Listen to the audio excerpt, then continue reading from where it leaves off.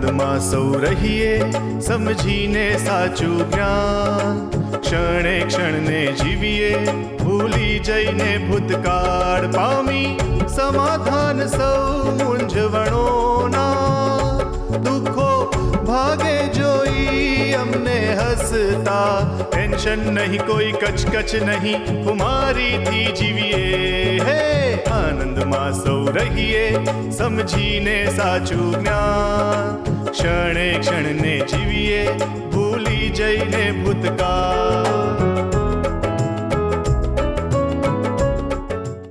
જય સચ્ચિદાનંદ પૂજ્ય શ્રી. પહેલી પારાયણ શિબિર ભરી, એમાં અદ્ભુત આનંદ થયો. સામાયિક જેમ જેમ દિવસે કરતા ગયા તેમ એવું લાગ્યું કે એક એક દિવસ પછી જાણે આત્માનો ઉઘાડ વધારે ને વધારે થતો જાય અને સામાયિકમાં એટલું બધું દેખાય કે જાણે અહીંયા જે સવાર ને સાંજ આપણે સામાયિક કરીએ ને તો એ પીરિયડ ઓછો પડે.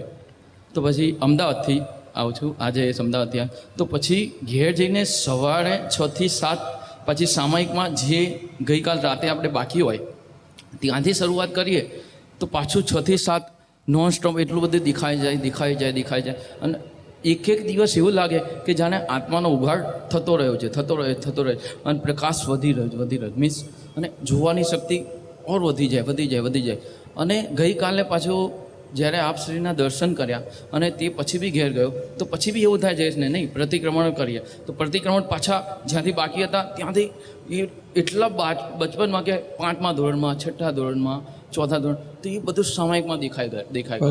પછી રાતે બી ગઈકાલે પહેલાં ખુલ્લી આંખે બેઠેલો અને ખુલ્લી આંખે જે જીવ હિંસાઓ થયેલી જે 4થા ધોરણમાં 5મા ધોરણમાં રમતો હતો, ખ્યાલ આવે કે આટલો બાળક હતો તો એ જીવ હિંસા ખુલ્લી આંખે વિઝનમાં દેખાય કાઢ અને આત્માનો ઉઘાડ એટલો ક્લિયર આવે કે ભીતર ઉપર આનંદ અને આ ટીવી સ્ક્રીનની જેમ ચાલ્યા કરે. તો જે આ પારાયણમાં પહેલી જ પારાયણ છે અને જ્ઞાન બી ગયા વર્ષે લીધું આ જે છે, પણ આજે 12 મહિનામાં જે ફેર પડ્યો છે, બ્રહ્મચર્યની એક શિબિર ભરી વિષયની અને એમાં આ સ્થૂળ વ્યવહાર બી બંધ થયો, થોડો ફેર પડ્યો. તો જે વિષયની સામાયિક કરી અહીંયા તો એમાં બી જે કોઈ દિવસ મને ઘેર દેખાયું નહોતું એ આ વિષયની સામાયિકમાં એટલું બધું ક્લિયરિટી થઈ કે જે દ્રઢ સંકલ્પ હતો એ ઓર મજબૂત થયો કે વાસ્તવમાં અંદર દેખાયું કે આમાં જે આત્માનો આનંદ અને વિષયના આનંદમાં એટલો ફેર પડ્યો ને તો એટલો સંકલ્પ દ્રઢ થયો કે વાસ્તવમાં જે આત્માનો આનંદ એટલો અમૃત જે વહી રહ્યું છે અને આ તો જાણે આખો સ્થૂળ છે, હાડ માંસનું લોચું અને પેલો આખો હાડ પિંજર છે ને આમાં શું છે, તો એટલો દ્રઢ સંકલ્પ મજબૂત થઈ ગયો કે અત્યારે એવું વિચાર આવે એ સુદ્ધા આવતો નથી કે આ જીવનનું કે ભવિષ્યમાં જન્મ થાય તો સ્થૂળ વિષયને તો અડવો જ નથી અને સૂક્ષ્મ વિષયના પરમાણુ છૂટા પડતા જાય છે કે આ સામાયિકનો બહુ અદ્ભુત અનુભવ થયો છે. બહુ સરસ. જય સચ્ચિદાનંદ. પુત્રમાંથી કોઈને કંઈ કહેવું હોય તો કહો. આપતા પુત્રમાંથી કોઈ કે અનુભવ થોડા. ડિમ્પલ, તારો અનુભવ કે તને આ શું જાગૃતિમાં હેલ્પ થઈ વાતો બધી પારાયણની? દીપભાઈ આ વાત કરીને એ જ આ બધી સામાયિકની કે ભાઈ પોતે એક જ્ઞેય સ્વરૂપે જોવે છે ને પોતાનું જ્ઞાતા પણ મજબૂત થતું જાય છે. એટલે એ જે અત્યારે આ બધી રિપીટ આજે વાત કરીને એ જ બધા અનુભવ થયા અને સામાયિક દેખાણું બહુ જ જબરજસ્ત એમ જે કોઈ દિવસ આવા દોષો આવી રીતે દેખાતા નહોતા એ સહજ રીતે દેખાયા કરે. અને પહેલાં આવી સામાયિક થયેલી પાછું કન્ટિન્યુઅસ આમ 48 મિનિટ લાગે જ નહીં કે 48 મિનિટ સુધી આપણે સામાયિક કરી છે. 5-10 મિનિટમાં બધું સામાયિક પતી જાય. અને પછી આ ન્યાયવાળી વાત પણ બહુ જ ગમી કે જેટલો એટલે આ શું ક્રિયાકારી થઈ ગઈ કે મારી સાથે અન્યાય થાય છે તો એ બહુ મોટું એનું પીડા હતી. તો એ પીડાનો જાણે આમ જવાબ મળી ગયો ને કે આપણે અન્યાયી હતા તો અન્યાય થાય છે અને હવે તો શું કરી શકાય, તો કે એ તો કાંઈ જૂનું તો દેવું પૂરું જ કરવાનું છે, હવે ન્યાય રહો બધા સાથે એમ, એટલે પ્રેમ સાથે રહીએ કે ન્યાય સાથે રહીએ એટલે સેમ જ અનુભવ થયા. પણ બહુ અલૌકિકતા તો બહુ જ લાગી છે એમ, એટલી બધી અલૌકિકતા લાગી છે ને કાંઈ આમ જ્યારે સંવત્સરીની રાતના જે આખી રાત આમ જાણે એક એકની સ્થિતિ આમ દેખાય કે કેવી સ્થિતિ હોય. દરેક જે પુરુષો આગળ વધતા હોય મોક્ષ માર્ગે, પછી એમાં કૃષ્ણ ભગવાન હોય કે બુદ્ધ ભગવાન હોય કે પછી આપણે નિરૂમાનું પ્રત્યક્ષ જોયેલું, દાદાનું જોયેલું, તો એની અંદરનો હૃદય શું ચાલ્યા કરે છે. આ જગત કલ્યાણ કરતા હતા તો એમાંય લોકો હતા કે પોતે છૂટવા માટે હતા, બોજા સાથે હતું, કેટલું એમને અંદરનું છૂટવા માટેની કેટલી બધી પ્રબળ ભાવના હતી. તમને જે સંવત્સરી, કાલે જ હું ભાઈઓ સાથે વાત કર્યો હતો કે સંવત્સરીનો આપણે પૂરું થયું પછી રાતે મેં તમને કંઈ જુદા જ જોયા. જમવા બેઠા હતા આપણે લોકો, પણ તમારી આંખમાં કંઈક જુદું હતું. એ એટલે મને તો એટલે ખરેખર કહીએ ને તો આ જ્યારે જ્ઞાનની વાતો નીકળતી છે એટલે આ વખતે મને જ અમુક નવા પણ અનુભવ થયા છે જે કેવળ જ્ઞાન સ્વરૂપ ને એટલે કે ને દેખાયા કરે અથવા તો વર્ત્યા કરે એવો અનુભવ થયો. પણ એ ટકતું નથી. પાછું ના દ્રષ્ટિ રાખવી છે એવું નિશ્ચય વધારે થયા કરે ને એ સમજી શકાય કે આવું છે. જેમ અરીસાની વાત કરતા કે આ હું નોય, એ આમ કઈ રીતે હું નોય એ ગેડ વધારે બેસતી જાય છે. અરીસામાં જોતી વખતે ના થાય કે આ દીપક છે, પણ આ હું નોય એ તો એ કઈ ઘડી એકાકાર થઈ જાય ને કઈ એ છૂટું જ ના પડે. તે વધારે ને વધારે ગેડ બેસી જાય કે કઈ રીતે હું આ નોય અને હું કઈ રીતે આ છું કેવળ જ્ઞાન સ્વરૂપ. એનું અંશ વધતા જાય છે. એમ ઠેઠ 77માં ખબર પડી છે તોય હજુ પાછું આમ ટકે પાછું ઉડી જાય, ટકે પાછું ઉડી જાય, કરતાં કરતાં કરતાં આ વખતે વધારે ગેડ બેસી. એટલે આવું બધું થતું જ વધે આવરણ તૂટતા જાય ને વધતી જશે. પણ એ શું છે હજુ એક્ઝેક્ટનેસ આમ શું હશે, પણ એનો અંશ આમ કે ને સ્વાદ આવે પાછો જતો રહે, પછી પાછો આવે પાછો જતો રહે. એટલે એવું આ વખતે ઘણો વધારે ટાઈમ રહ્યો એવો અનુભવ થયો આ વખતે. એ દિવસે એ કંઈક આંખ જ જુદી હતી એમ. અને આમ તમને કોઈ વાતમાં રસ નહોતો, એટલે ઇવન આ સત્સંગની વાતમાં નહોતું એમ. જાણે જમીને આમ ઊભા થઈને આમ સીધા નીકળી જવાનો હોય ને એમ, એટલે સીધા રૂમમાં જઈને જાણે પછી મને લાગે છે ગરબામાંથી આવીને તમે આમ જાણે એવી કંઈક નીરવ શાંતિનો કંઈક અનુભવ આમ સ્તબ્ધ થઈ ગયું એવું લાગે. અને બીજું એક દિવસે મને બહુ જ એક પ્રોબ્લેમ થાય કે આપ ટાઈમ જરાય સાચવો નહીં. એટલે તમારી તબિયત માટે કે એના માટે મને એટલું બધું ભોગવટું આવે કે જે વસ્તુ 5 મિનિટમાં પતી જાય તો તમારી સાથે 15-20 મિનિટ ચાલે. પછી હું એટલે તમારા રૂમમાં આવવું જ નહીં, કારણ કે આવું એટલે પછી તમને શ્રમ પડે, તમને આરામ ના મળે અને વાતો ચાલ્યા જ કરે. એટલે અને આપનું એનું એમ લાગે કે તમે નિર્દોષાથી વાત કર્યા જ કરો છો. પણ હવે મને એક્ઝેક્ટ શબ્દ યાદ નથી. પારાયણમાં તમે એવું બોલ્યા હતા કે અમારી સહજ દશા હોય, જો તમને દેખાય ને તો સમજાય. એટલે એ મને એટલું બધું આમ થયું ને મેં કીધું તું આ બુદ્ધિપૂર્વક જ આખું જાય છે. અને એમનો એટલે તમારા ટાઈમ શેડ્યુલ માટેનો મને સૌથી વધારે ભોગવટો એક આ જ રહ્યા કરે કે આપણે ક્યાંય ગયા હોય તો એમ થાય કે આપણે તમારું તબિયતનું સાચવવાનું છે, તમે ઓછું બોલો, તમારેથી આપણે પાણી પીવો છે, થોડા રેસ્ટ લો. પછી મને બધા નિમિત્ત એવા ભેગા થઈ જાય કે દીપુભાઈ પાછા બધા મને કહેવા આવે કે દીપુભાઈ પાણી પીતા નથી, દીપુભાઈ જરાક મોઢું આવું થઈ ગયું છે, યાદ રાખીને તમે એમને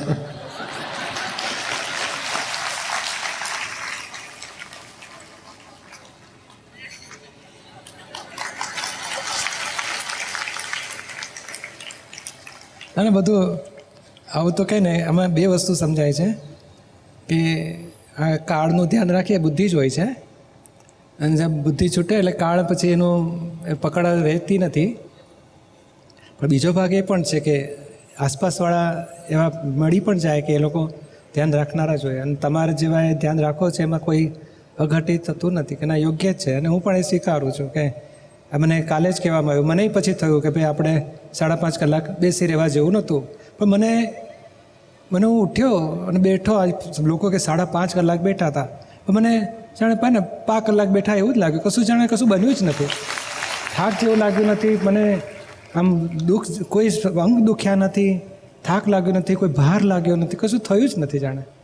એટલે પછી મને કંઈ મને પૂછવા આવ્યા ને એટલે પછી હું શું મારે હવે સાચવવું જોઈએ એવું મારે વર્તે નહીં. મને જરૂર નથી લાગતી. જો પૂછ્યું ના હોત, મને કીધું હવે તમે 11 વાગ્યા છે 10 મિનિટ માટે ઉઠી જાઓ, તો ઉઠી જાતો. એટલે પછી કહી દીધું આ વખતે અલ્પેશને, તારે છે ને 2.5 કલાક થાય એટલે બંધ, બધા ઊભા રહેજો, દીપકભાઈ આવે છે, એટલે ઊભા કરી દેવાના. હું પછી ઊભા થઈ જાય. પણ જો મને પૂછવા આવશો ને તો હું કહીશ ના ચાલવા દો. એટલે રીત આપણે બદલી નાખો.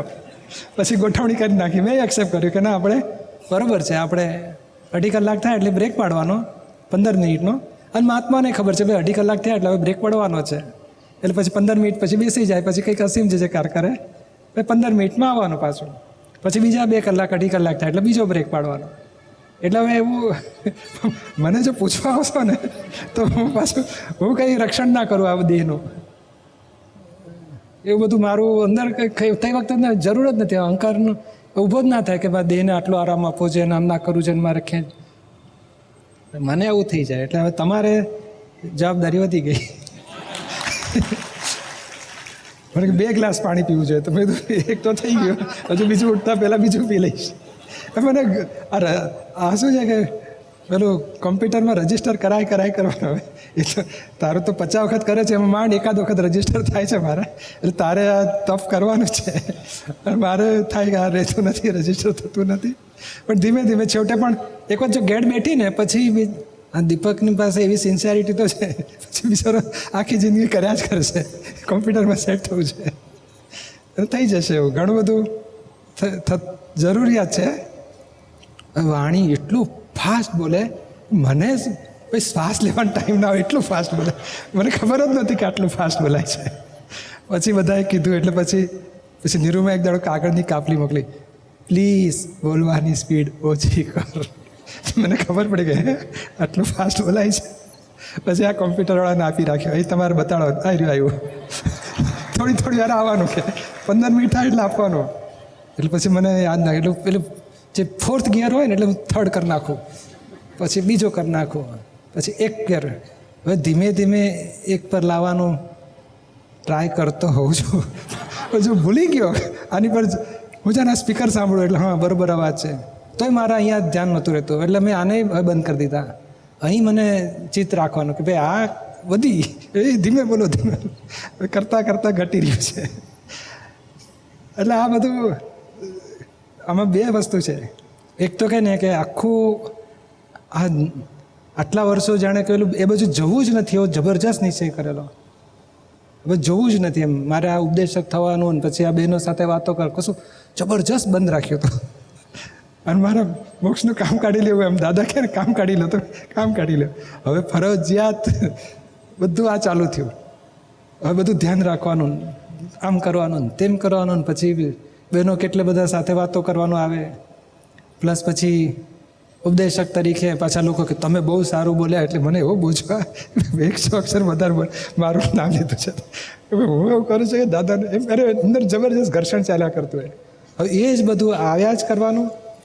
અને મારે કશુંમય સહજ રહેવાનું, વિતરાગ રહેવાનું, અને પછી બધાને આનંદ થવો જોઈએ, કોઈને દુઃખ ના થવું જોઈએ.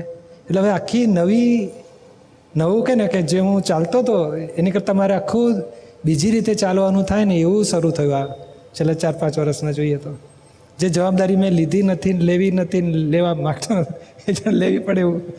એટલે હવે નવેસરથી અનુભવ લઈને પછી રીસેટ કરતા હોય ને એવું બધું શરૂ થયું, નવું જીવન જાણે. હવે બધું આ ઘણું બધું આ ડૉક્ટરની રીતે કે બધું જે યોગ્ય લાગે વ્યવહારિક રીતે એવું બધું ધીમે ધીમે બધા સ્ટેપિંગ એક્સેપ્ટ કરતો જાઉં છું અને સેટ કરતો જાઉં છું, એક વ્યવહારિક ભાષામાં કહેવું હોય તો. અને આમ અંદર મને કોને અહીંથી ઊભો થઈશ ને એટલે આખો આ ફોટો જ ભૂસાઈ જાય છે મારી માટે. It's Dada Bhagwan Foundation presentation. Trimandir Sankul, Adalaj, District Gandhinagar, Gujarat. Phone 9327 010101.